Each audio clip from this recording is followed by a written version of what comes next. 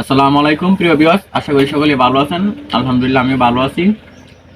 তো আজকে সকাল সকাল আম্মু রুটি বানাইছে আর হাঁসের মাংস, তাই ভাবলাম তাহলে হাঁসের মাংস দিয়ে রুটি দিয়ে খাই কিরকম লাগে দেখি।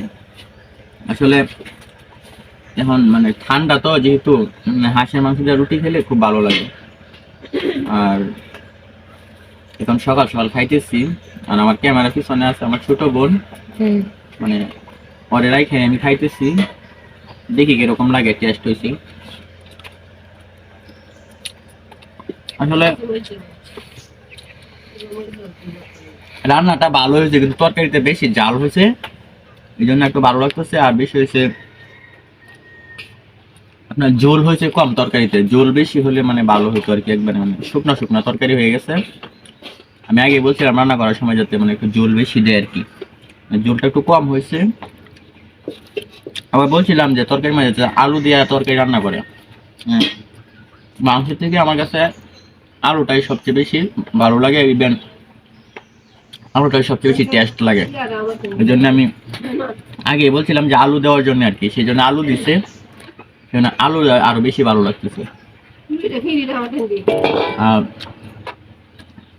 এখানে দেখেন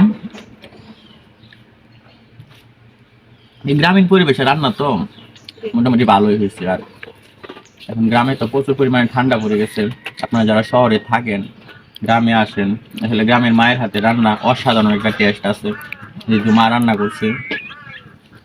আপনারা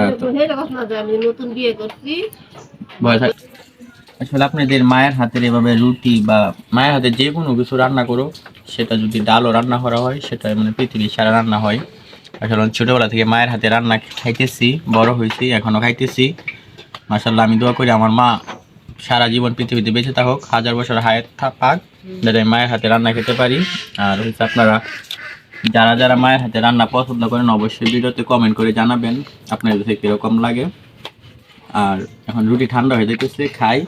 আর আমার ভিডিও কিরকম লাগে অবশ্যই বলবেন। আর যারা যারা আমার ভিডিও পছন্দ করে নেবেন, দেখেন সবসময়, আমার চ্যানেলটি প্লিজ সাবস্ক্রাইব করে দিবেন। আর আমার পাশে থাকবেন, যেভাবে ভালোবাসা দিয়েছেন সবসময় এভাবে ভালোবাসা দিয়ে যাবেন। সবাইকে অসংখ্য ধন্যবাদ। ভালো থাকবেন, সুস্থ থাকবেন, সবার জন্য শুভকামনা রইল।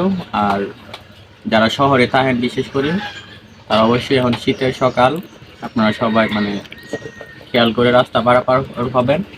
যেহেতু শহরে থাকেন, সবসময় সাবধানতা অবলম্বন করেন, সতর্ক অবস্থানে থাকবেন, ভালো থাকবেন, সুস্থ থাকবেন, পরিবারের সাথে থাকবেন, পরিবারের সাথে ভালো ব্যবহার করবেন, মা বাবার খোঁজ খবর নেবেন। ধন্যবাদ সবাইকে, ভালো থাকবেন, খুদা হাফেজ।